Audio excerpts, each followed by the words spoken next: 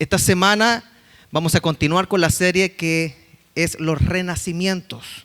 Hemos visto varios renacimientos que se presentan después del primer nacimiento, que es en el Espíritu, como le dijo Jesús a Nicodemo.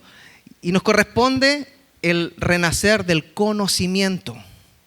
Fíjese que en la Europa del siglo XII hubo un crecimiento enorme del conocimiento empírico. El conocimiento empírico es lo que podemos medir, lo que se escribe, lo que se puede comprobar. Y todo esto comenzó porque se reencontraron o se redescubrieron los trabajos de Aristóteles, que es el filósofo griego. Y salió una forma de ver al hombre que creo que es la que mantenemos nosotros como el concepto de una persona sabia. El mismo Aristóteles era un hombre que era filósofo, científico, y eso le hacía ser un polímata. Un polímata es una persona con grandes conocimientos en diversas materias científicas y humanísticas.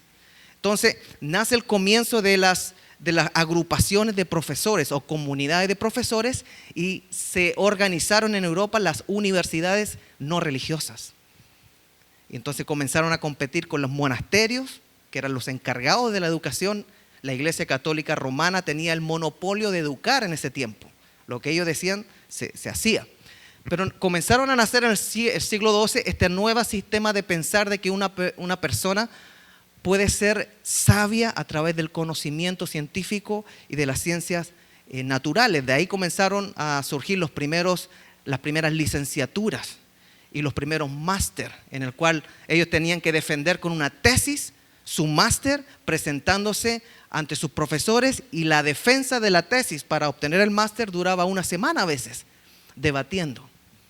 Pero de ahí nace la idea de lo que nosotros tenemos de una persona sabia, una persona con mucho conocimiento, o sea, una persona polímata que estudia las ciencias y llega a ser una persona reconocida. Y precisamente lo que vamos a estar hablando es el renacimiento del conocimiento. Pero por eso quería hablar un poquito de cómo nosotros interpretamos que una persona es sabia o no sabia, entendida o no entendida. Y el primer punto que quiero trazar es con la pregunta: ¿fue Salomón verdaderamente un hombre sabio? Salomón fue el primer hijo del rey David con Betsabé. Recordemos que el primer hijo que tuvieron murió por causa del problemita o la forma en que comenzaron. Pero después nació Salomón y él llegó a ser rey de Israel. Y se destaca en la Biblia porque tenía un corazón noble. Salomón, desde que comenzó, tenía un corazón noble, ya que se propuso terminar el templo en Jerusalén. Y lo logró. Lo que no pudo terminar su papá, él lo hizo para honrar a Dios, porque él amaba a Dios. Y Dios, cuando vio que terminó el templo y tenía alegría en su corazón, Salomón le gustaba agradar a Dios. Dios le hizo la siguiente pregunta. En Primera de Reyes 3 encontramos: y se le apareció Jehová a Salomón en Gabaón una noche en sueños, y le dijo: pide lo que quieras que yo te dé. Verso 9 dice: da pues a tu siervo corazón entendido para juzgar a tu pueblo y para discernir entre lo bueno y lo malo, porque ¿quién podrá gobernar tu pueblo tan grande? Desde ahí entendemos nosotros de que la historia de Salomón se está completando. Dios le dice: pide lo que quieras, y él dice: dame sabiduría, en otras palabras. Verso 10 dice: y agradó delante del Señor que Salomón pidiese esto.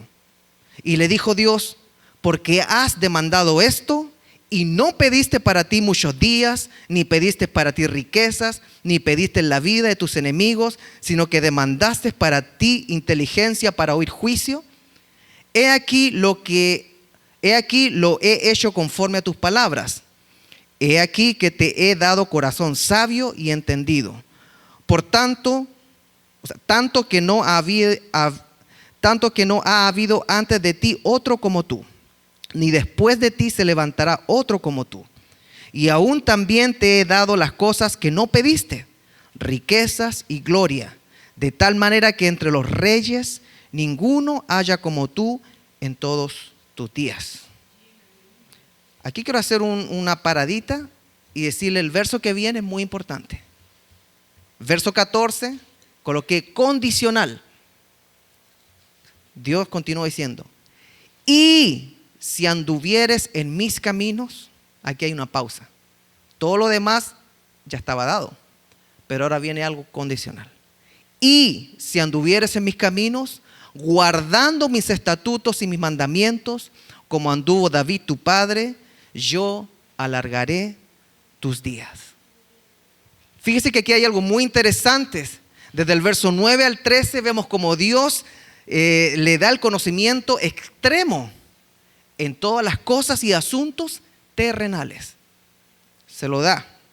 El verso 13 en la versión PDT, me encanta como dice: te concederé lo que has pedido, te daré la mente más sabia y entendida de todos los tiempos. O sea, lo hizo el hombre más sabio. Y el tema de hoy es el renacer del conocimiento. Pero ¿qué pasa? ¿Será que realmente Salomón era sabio?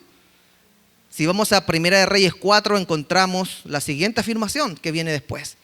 Sobrepasó en sabiduría Salomón a todos los sabios del Oriente y de Egipto. Recuérdense que en ese tiempo el Oriente y Egipto era el mundo en sí.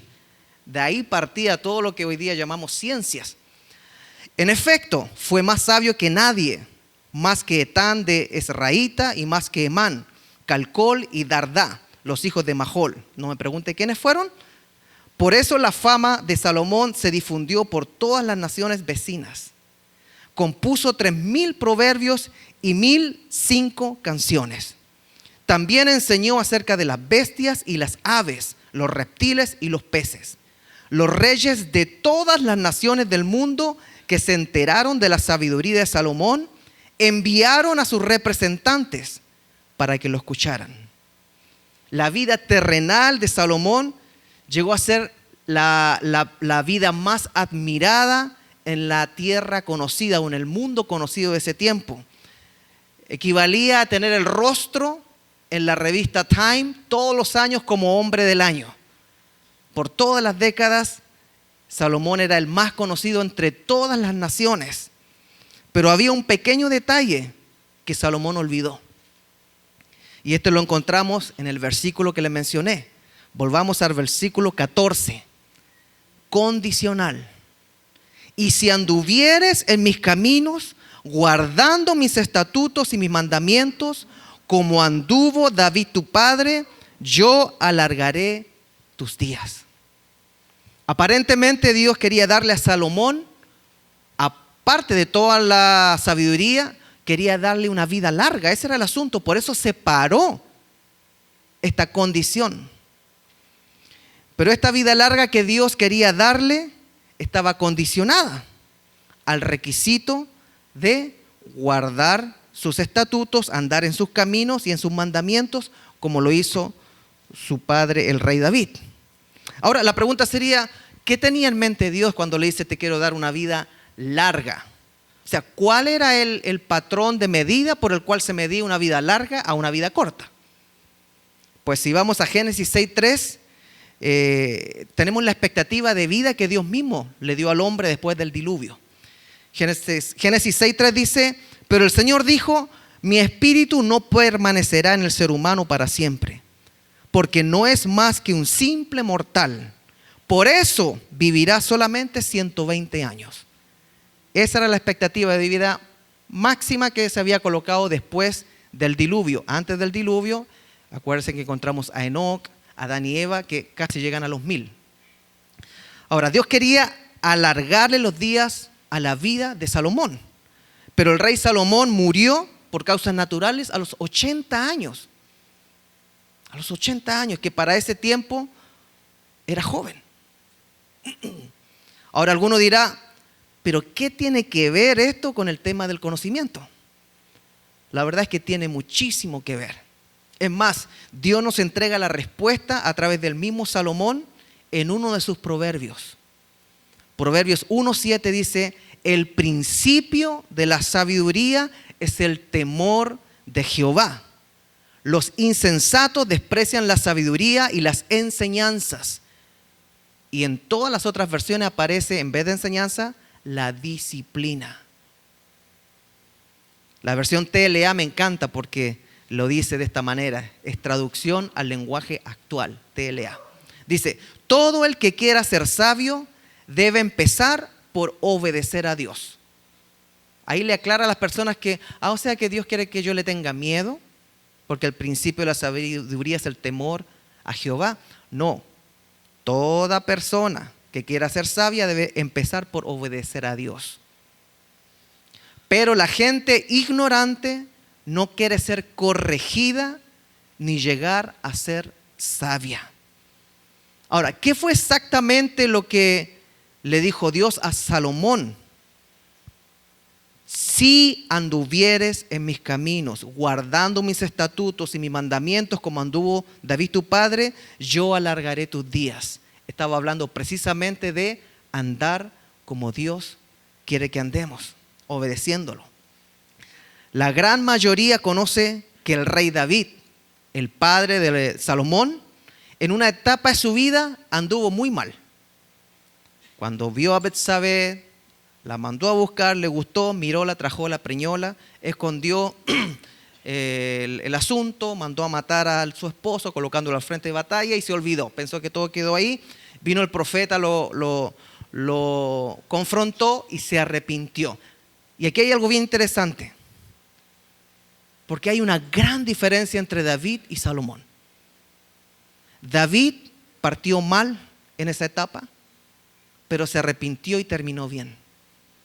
Salomón partió muy bien, como decía mi papá, como caballo de carrera, pero terminó muy mal. Todo al revés. ¿Qué tan mal terminó Salomón? ¿Cómo le fue? ¿Qué pasó? Veámoslo. Primera de Reyes 11 dice, entonces el Señor, Dios de Israel, se enojó con Salomón porque su corazón se había apartado de él. ¿Qué fue lo que le dijo? No te apartes de mí. A pesar de que en 2 ocasiones se le había aparecido y le había prohibido que siguiere a otros dioses. Esa es la parte que más le duele a Dios. Como Salomón no había cumplido esa orden, el Señor le dijo, ya que procedes de este modo y no has cumplido con mi pacto ni con los decretos que te he ordenado, puedes estar seguro de que te quitaré el reino y se lo daré a uno de tus siervos. No obstante, por consideración a tu padre David, no lo haré mientras tú vivas, sino que lo arrancaré de la mano de tu hijo. Y a este también, por consideración a mi siervo David y a Jerusalén, no le quitaré todo el reino, sino que le dejaré una sola tribu, la cual ya he escogido. Alguno puede estar preguntándose, ¿pero que no era Salomón el hombre más sabio en la historia de la humanidad? ¿Cómo el hombre más sabio termina teniendo este conflicto de necio con Dios? Salomón ofendió a Dios debido a que cometió el gran error es la bofetada, es la traición más grande que Dios puede recibir. Él mismo le dice a este pecado adulterio, adulteraste en contra mío, te fuiste a meter con prostitutas, le dice. Cuando el pueblo se va con otros dioses, te prostituiste. Es como que le pegan en el corazón a Dios cuando se ponen a adorar, a arrodillarse, a clamar a otros dioses que son de madera, de barro y a veces son entidades espirituales que Dios mismo creó, pero son seres caídos, angélicos. Entonces, ¿cómo pasó esto? Salomón ofendió a Dios porque comenzó a adorar a otros dioses. Incluso les hizo un santuario y ofreció sacrificios a ellos. Salomón, por ejemplo, adoró a Astoret, la diosa de los sidonios, y adoró también a Milcón, el repugnante dios de los amonitas. Pero todo esto fue influenciado por las mujeres con que Salomón se metió. Echemos una miradita a las decisiones de Salomón después de recibir sabiduría. Fíjese que cuando uno se aparta del Señor, generalmente es por las decisiones que uno toma de con quién estar. Eso es la caída. Si vamos a 1 Reyes 11, leemos el asunto. Ahora bien, además de casarse con la hija de Faraón, se casó con la hija de otro pueblo, la hija de Faraón. El rey Salomón tuvo amoríos con muchas mujeres moabitas, amonitas, edomitas, sidonias e hititas. Todas ellas mujeres extranjeras que procedían de naciones de las cuales el Señor había dicho a los israelitas: no se unan a ellas ni ellas a ustedes, porque de seguro les desviarán el corazón para que sigan a otros dioses. Con tales mujeres se unió Salomón y tuvo amoríos. Tuvo 700 esposas que eran princesas y 300 concubinas. Todas estas mujeres hicieron que se pervirtiera su corazón. En efecto, cuando Salomón llegó a viejo, sus mujeres le pervirtieron el corazón, de modo que él siguió a otros dioses y no siempre fue fiel al Señor su Dios como lo había sido su padre David. Por el contrario, Salomón siguió a Astarte, diosa de los sidonios, y a Moloc, el detestable dios de los amonitas. Así que Salomón hizo lo que ofende al Señor y no permaneció fiel a él como su padre David. Fue en esa época cuando en una montaña al este de Jerusalén, Salomón edificó un altar pagano para Quemos, el detestable dios de Moab, y otro para Moloc, el despreciable dios de los amonitas. Lo mismo hizo en favor de sus mujeres extranjeras, para que éstas pudieran quemar incienso y ofrecer sacrificios a sus dioses. ¿Cómo un hombre que es supuestamente el más sabio de la tierra, llega a la perdición total, que Dios le da la espalda después de darle todo, simplemente porque olvidó de guardar los mandamientos y los estatutos que él colocaba al frente de toda relación con un hombre? Volvamos a la pregunta: ¿qué es sabiduría entonces, hermanos? ¿Qué es conocimiento? Desde el punto de vista humano, un polímata es un hombre sabio, o sea, una persona que ha estudiado mucho. Nosotros conocemos a alguien y si nos dice: no, él tiene 2 máster, un doctorado, 2 doctorados, 3 doctorados, wow, este hombre es el conocimiento con patitas. Es una biblioteca andante, dicen, ¿no? Ese es desde el punto de vista humano, una persona que sabe mucho. Se estudió, se preparó. Pero hermano, desde el punto de vista de Dios, ¿quién es sabio?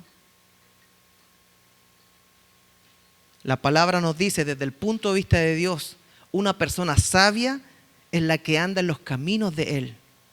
Es la persona que guarda los estatutos y mandamientos que Él dio en su palabra.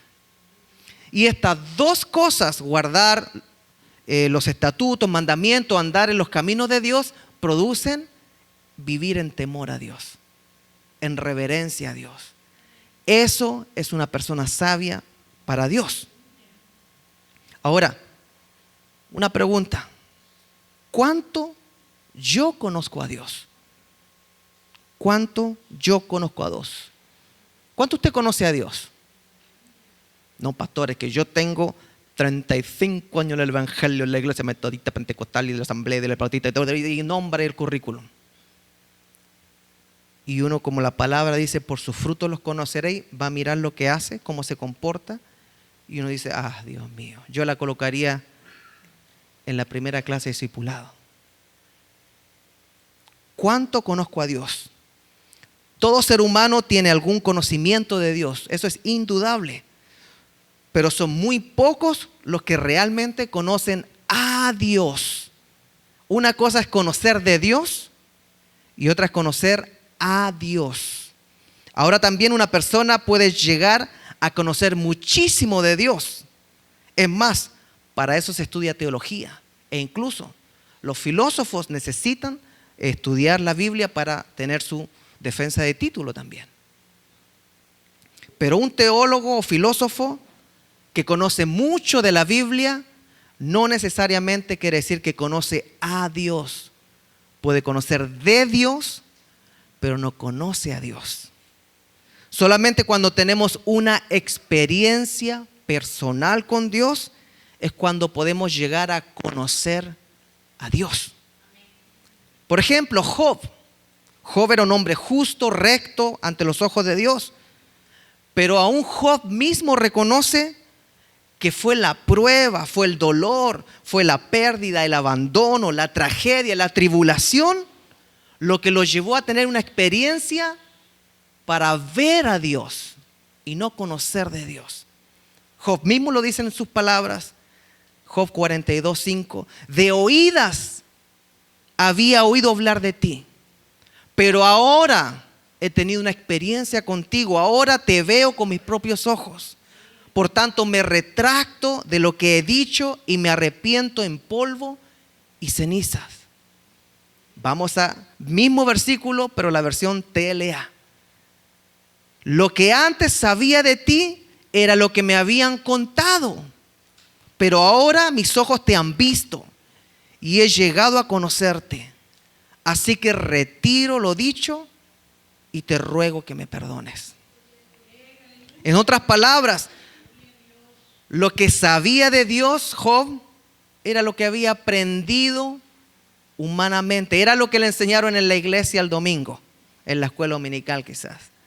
Era lo que había leído en algún libro, incluida la Biblia, aunque Job es antes de que siquiera existiera el llamado a Abraham. Él había leído, escuchado, visto las películas de Hollywood de ese tiempo, tenía una idea de quién era Dios, pero no le conocía. ¿Qué es conocer a Dios? ¿Qué es saber de Dios? A Dios solamente podemos conocerlo a través de nuestras experiencias personales en un nivel espiritual.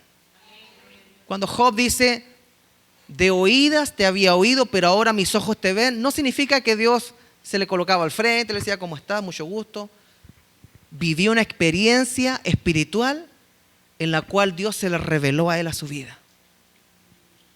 A algunos les basta escuchar la palabra predicada y creen y comienzan a vivir de acuerdo a ella y tienen una experiencia espiritual, porque esa palabra predicada la aplican a su vida y comienzan a ver a Dios en su vida y su vida comienza a ver a Dios.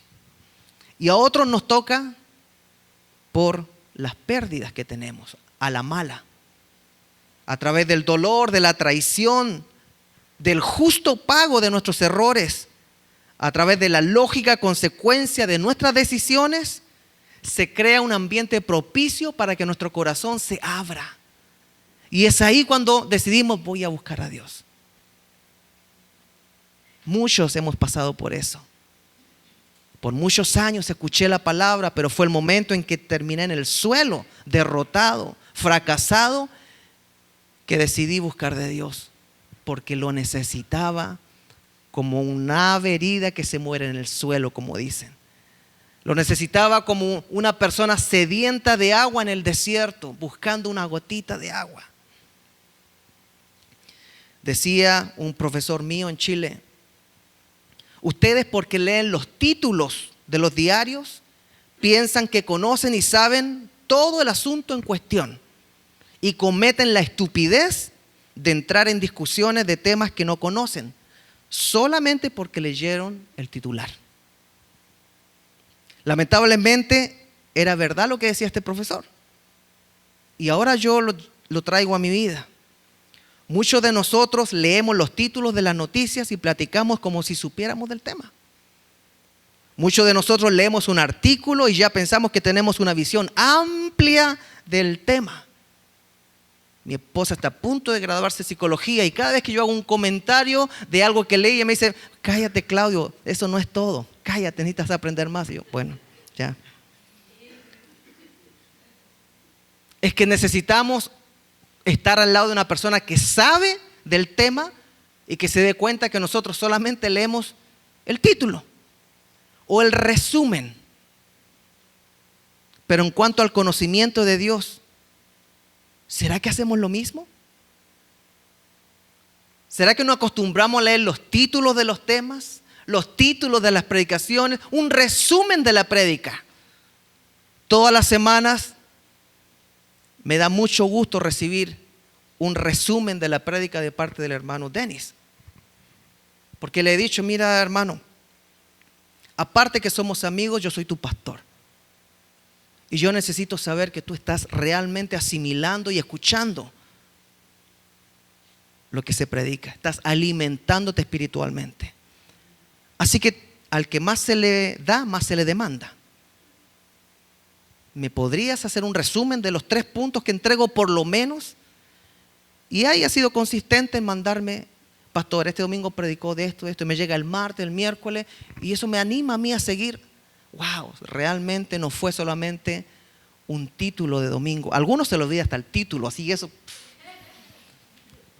Yo ando por ahí, cuidado, yo siempre le pregunto, ¿cómo se llama la prédica el domingo pasado? Y no saben.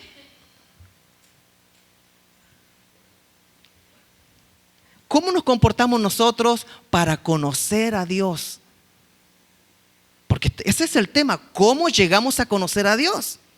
Es increíble que en el Nuevo Testamento encontramos que Dios quiere repetir lo que hizo con Salomón. ¿Cómo es eso? Sí, el Nuevo Testamento nos dice claramente que lo que pasó con Salomón, Dios lo quiere volver a repetir con nosotros. Santiago 1:5 dice, y si alguno de vosotros tiene falta de sabiduría, pídala a Dios, el cual da a todos abundantemente y sin reproche, y le será dada. Mi hermano, nosotros, ¿cuánto conocemos de Dios? Conocemos de títulos, de historias de televisión, en la semana santa que se le llama comúnmente según la costumbre. Conocemos de lo poquito que andamos picoteando por aquí y por allá. ¿Cuánto conocemos intencionalmente del Dios de nuestra salvación? Y por último, el conocimiento bíblico nos debe dar esperanza. Hemos estudiado los viernes el tema del regreso de Jesús. Y eso es la escatología. La escatología es el estudio de todos los temas pertinentes a la segunda venida de Cristo, los tiempos finales. Y hay un pasaje que es muy relativo a lo que estamos viendo hoy, que es el conocimiento. Una persona que no tiene conocimiento, ¿cómo se le llama? Ignorante. Y en 1 Tesalonicenses 4:13 vemos que el apóstol Pablo quiere eliminar esa ignorancia con conocimiento. Y le dice, hermanos, no queremos que ignoren lo que va a pasar con los que ya han muerto. Los que duermen se refiere en el original. Para que no se entristezcan como esos otros que no tienen esperanza. Y les comparte todo lo que va a pasar cuando Cristo vuelva. La resurrección, la promesa de la resurrección. Para eso venimos los viernes. No se lo voy a contar para que se quede picada. Bueno, ya. Dice que Jesucristo mismo, con voz de arcángel, con son de trompeta, va a venir y nos va a llamar primeramente a los muertos en Cristo y resucitarán primero, y después los que hayamos quedado seremos arrebatados juntamente con Él en el cielo, en el monte de los olivos donde Él subió. Eso es conocimiento. Pero eso, si yo no lo creo, no es nada más que un poquito más de letras en la mente para recordar. Eso se hace realidad cuando yo sé que aunque me declaren un cáncer terminal de 3 meses, el conocimiento se transforma en sabiduría y el hombre sabio sale y dice, qué bendición es poder ver a mi Creador en 3 meses. Qué bendición es saber que voy a ser partícipe de la resurrección. Eso es sabiduría. Por eso Pablo corrige a los tesalonicenses y le dice, no hagan lo mismo que hacen los demás, que cuando se les mueren los seres queridos quedan devastados. No, ustedes tengan esperanza. El conocimiento solamente se transforma en sabiduría cuando se transforma en nuestra esperanza. El evangelio predicado solamente se transforma en sabiduría cuando el evangelio comienza a ser su esperanza de vida.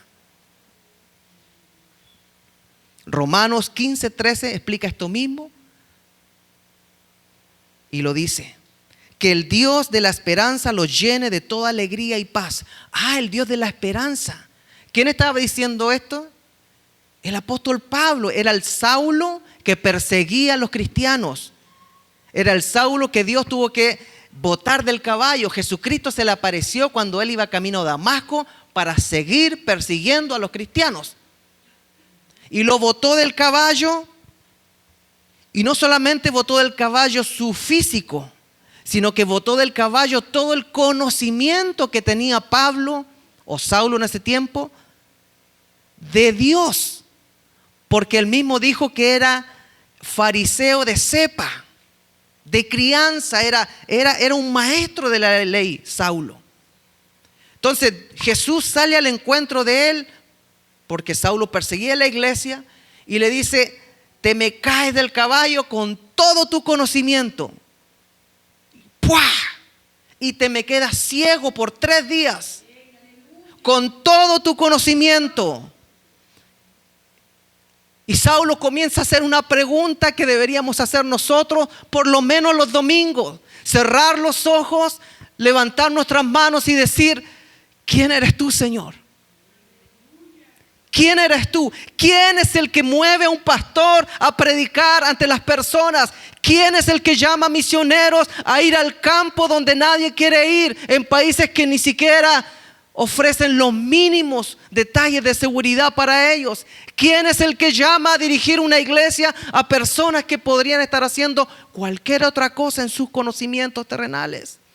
¿Quién es el que llama a cantar a un pueblo, a alabarlo, a adorarlo? ¿Quién es? ¿Será que es el Dios que no conocemos? ¿Será que nuestro conocimiento debe ser tumbado del caballo también? Ese conocimiento de títulos, ese conocimiento de películas, ese conocimiento de haber escuchado de mis padres, de mis abuelos. La fe no se hereda. La fe no puede traspasarse de una persona a otra. Cada persona tiene que tomar una decisión si quiere vivir igual que Salomón, de acuerdo a los mandamientos, estatutos y agradando a Dios, que es vivir con temor al Señor. Jesús se le aparece a Saulo, lo tumba del caballo, con todo su conocimiento, queda tirado en el suelo y la pregunta es clave: ¿quién eres tú, Señor? Ahora ese mismo hombre que fue tumbado del caballo, años después escribe esto a los romanos: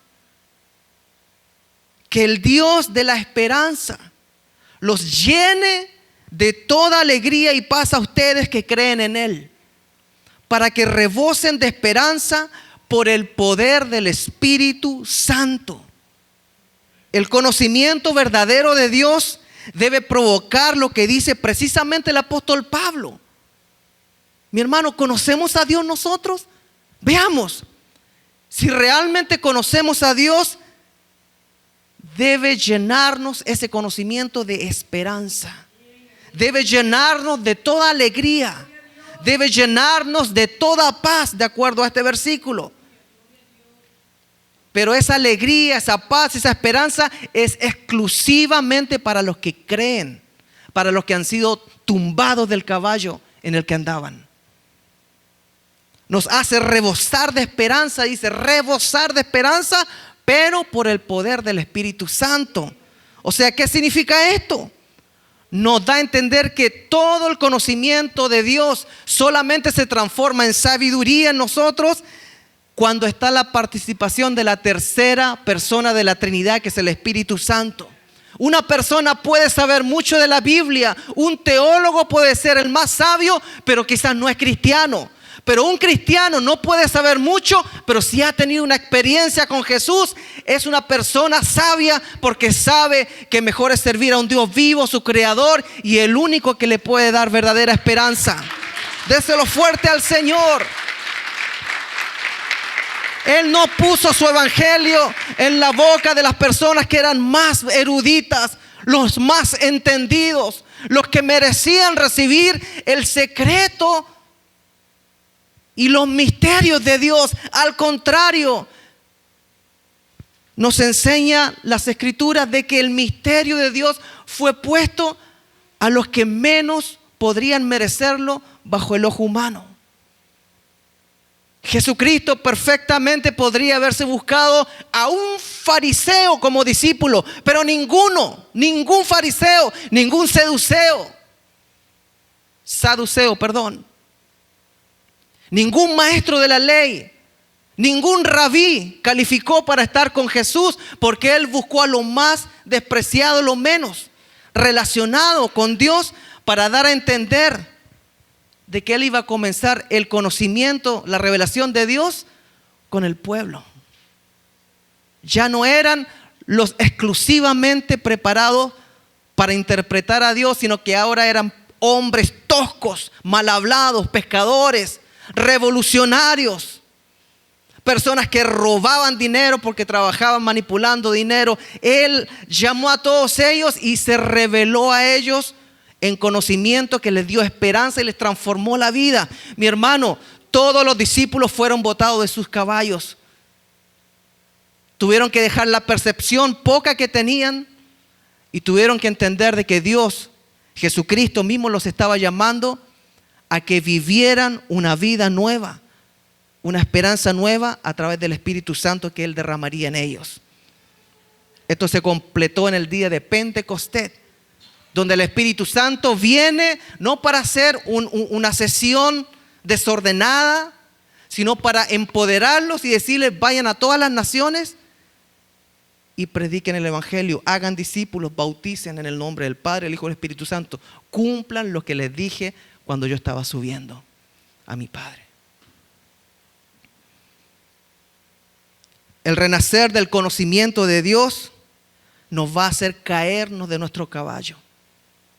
Si alguien le pregunta hoy día: ¿cómo te fue en tu iglesia hoy? Dígale: me botaron del caballo.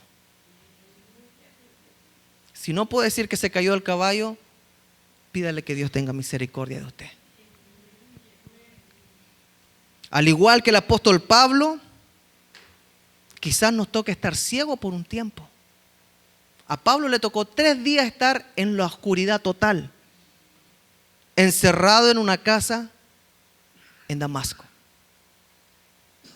No entendía qué estaba pasando, si él sabía las Escrituras, pero tuvo un encuentro con Cristo y lo dejó en pausa el Señor Jesucristo. Mis hermanos, nosotros quizás cuando caemos del caballo, eso representa caernos de lo que pensamos que conocemos de Dios. Y hay muchos cristianos, legalistas cristianos, que piensan que conocen de Dios y son igual que Saulo, necesitan caerse del caballo porque no conoces a un Dios de misericordia, a un Dios de salvación, a un Dios de esperanza. Ellos viven en un Dios de la ley. Si la iglesia se cayera del caballo todos los domingos y le dijera: Señor, ¿quién eres?, el Señor le diría: yo te voy a revelar más de lo que soy. Porque no basta con una sola vez. Son los encuentros con Dios los que van puliendo nuestra vida. ¿Qué le dijo a Salomón? ¿Acaso no me revelé, no hablé contigo 2 veces y me fallaste igual?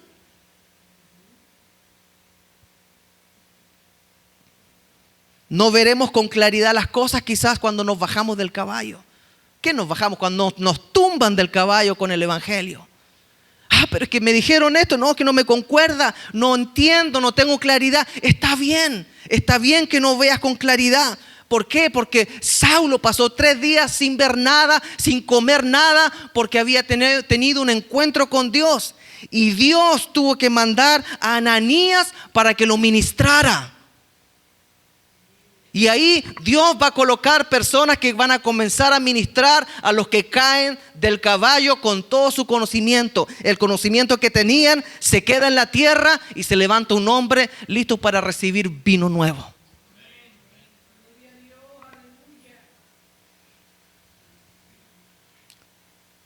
Así como Dios mandó a Ananías para que orara por Pablo para que le llegara la visión otra vez y pudiera ver. Dios va a colocar en su iglesia personas que te van a guiar, ya sea un pastor, ya sea un líder, ya sea una persona que está más madura que tú para guiarte. Y vas a dejar de andar en caballo pensando que conoces de Dios y vas a comenzar a conocer a Dios. Hasta que entendamos que debe haber un renacimiento del conocimiento en nuestras vidas para poder decir: ay, Pastor Claudio, de oídas yo pensé que lo conocía, pero ahora lo estoy viendo con mi espíritu. Ahora lo que estoy viviendo es totalmente diferente. Ahora lo veo. Porque mi conocimiento de ti ha renacido, Señor. Ahora te veo.